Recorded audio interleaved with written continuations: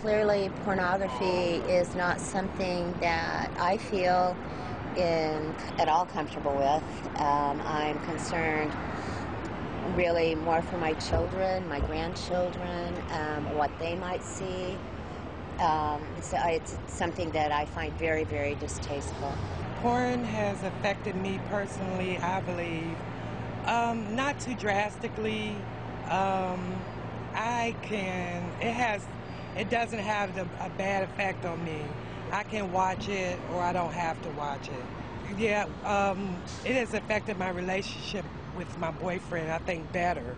It has a better effect on our relationship. It helps spice up the relationship a little bit, better than usual. Welcome back. Some views on pornography there from the streets of Washington, D.C. Well, the huge amount of money the porn industry generates is far greater than big-name corporations such as Microsoft, Google, Amazon and Apple combined. The estimated $96 billion a year business is also linked to hotels, banking and telecoms. We're discussing the impact of porn with Dr. Gail Dines, the author of Pornland, How Porn Has Hijacked Our Sexuality. A frank look at the industry and its impact. And Dr. Dines, an email here that came from Colombo, if I may put that, listening to those views we had from DC. Gayan Namalgama wrote in saying, pornography is an art that is being interpreted in the wrong manner. When it comes to, obviously there's mixed views on this, when it comes to a choice, where do you draw the line?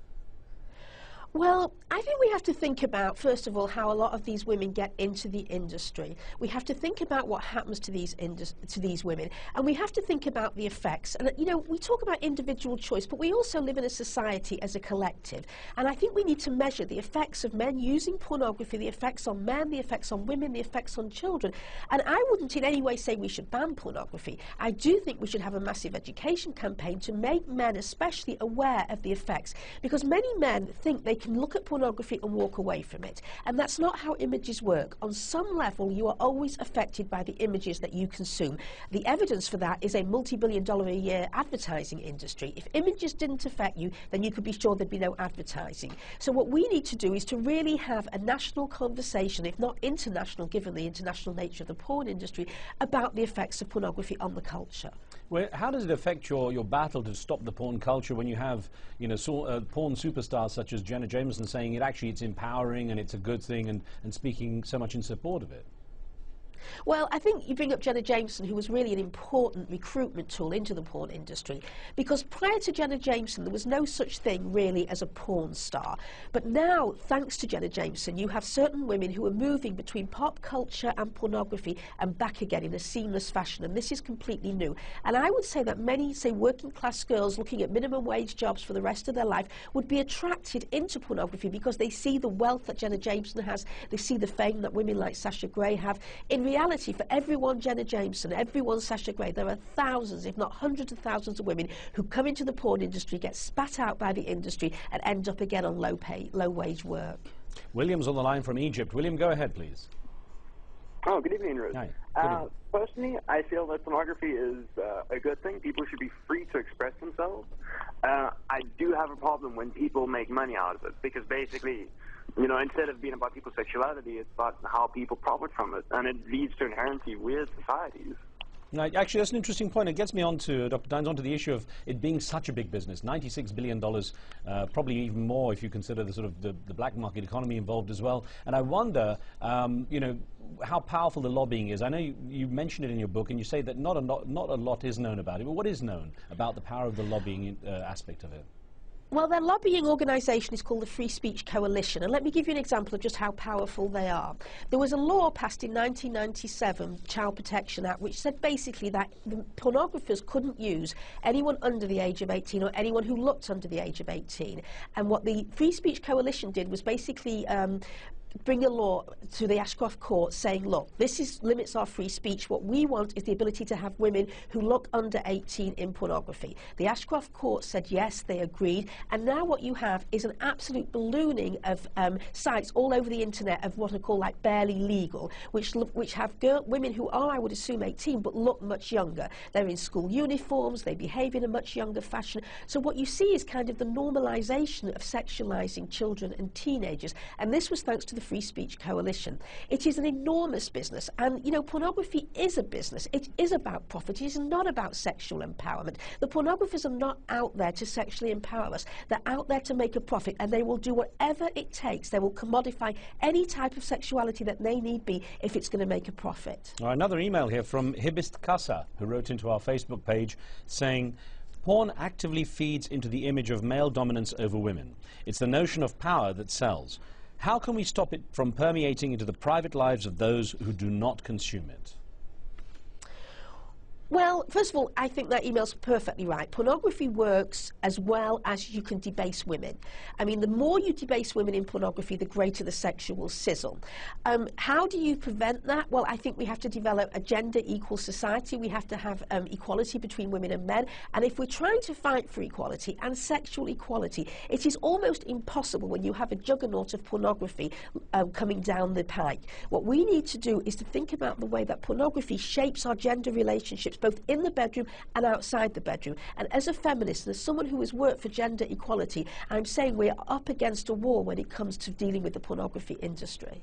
But it does feed so much other business, doesn't it? It's into the telecoms business, the hoteling business, banking business. When it's that permeated into society, it's going to be very hard to extricate it, isn't it? No question. We're up against major capitalist organisations here. You give an example in the cable industry, Time Warner makes money from it, Comcast makes money from it, from satellite TV, Direct TV makes money from it, the banks make money, the credit card companies, the search engines, the real estate people. You have massive industries here feeding off the porn industry. So this is why I think that we need to have a mass movement against it. Individuals cannot stop a major conglomerate like this. We need to organise against it. We need to decide that our culture is worth more than the pornographers hijacking it. There's an irony, isn't there, that in the same way the defence industry has been responsible for giving us so much in terms of technological advances with many of the products we use day to day, and even the internet to some degree, that the porn industry also has been responsible for technological advances too, hasn't it? Absolutely. I mean, when you think of the video recorder and the VCR, basically when the VCR started out, for every one regular tape that was rented, 4 were pornographic. So what you have is pornography really pushes forward the technology. It helped with the internet, it helped with the camera, it helped with the VCR, it's helped with cell phones. So, I mean, you have to think of pornography and technology as going hand in hand, yes. And presumably with it being available on the internet more widely, and of course with mobile communication now going towards video and downloads and so on, it's going to permeate cultures that have largely actually managed to avoid or at least restrict pornographic access, isn't it? Well, this is the point that I'm making in the book, is that we actually have never lived through a time like this. We have never been through a time when the average 11-year-old boy can download hardcore body-punishing pornography. This is a social experiment, and we don't know what the effects are going to be, but I can tell you from somebody who studies media and somebody who has studied pornography that this is going to change the nature of the way that we interact sexually. It's going to change the nature of the way we think about sexuality, the way we think about heterosexuality, the way we think about relationships. And I know that most people did not sign on to this experiment. This has been pushed by the pornographers, and as I've said before, it's basically a hijacking of our culture. Let me ask you about what traction you've had with your organisation, Stop Porn Culture, in trying to get some kind of movement towards this. Well, one of the most successful things we did is a few of us created an anti-porn slideshow, which if you go onto the website stoppornculture.com, you can download for free with a 50-minute script and 100 slides. And we created this because what we want to do is get people to start doing grassroots organising.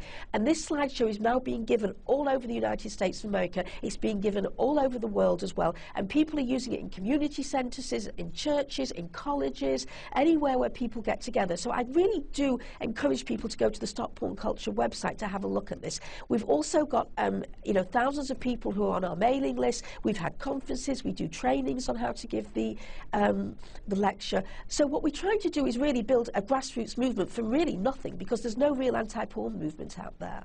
Now, when you've talked a lot, talked to thousands of young people at colleges and around the country as well, and around the world, I think. When you look at the feedback you get, are you optimistic that you can actually make a dent in this? Listening to their stories, obviously there are some who don't see the problem. I wonder how you're going to make a dent with those people. Well, you know, what I find when I go around the country is that those who don't think it's a problem actually they're a minority. That most people, especially parents here, are very, very concerned about what's happening in this culture. I mean, parents are now in an impossible situation. Their job is to bring up kids in a culture so that the kids can operate in the culture when the parents aren't there. But the culture is now hypersexualized and toxic, so the parents have to keep the culture out, which is counterintuitive to parenting. So I am hopeful that we're going to have a movement of people who've basically had enough with the pornographers, who say, no, this is enough. All right. Well, Dr. Dines, I thank you so much for taking this time to talk about the subject with us. Good luck with everything. Thank you very much for interviewing me. Thank you. Thanks for being with us with your questions. Remember, you can follow the program on Twitter. We'll keep you notified on upcoming shows, and you can send us questions and comments to pose to our guests. On the next show, could the leader of the Roman Catholic Church face charges at the International Criminal Court? The Vatican has apologized for the paedophilia scandal, but some say it's not enough. Outspoken human rights advocate Jeffrey Robertson makes the case for taking the Pope to court. Be sure to tune in for that. From me and the team, we'll see you next time.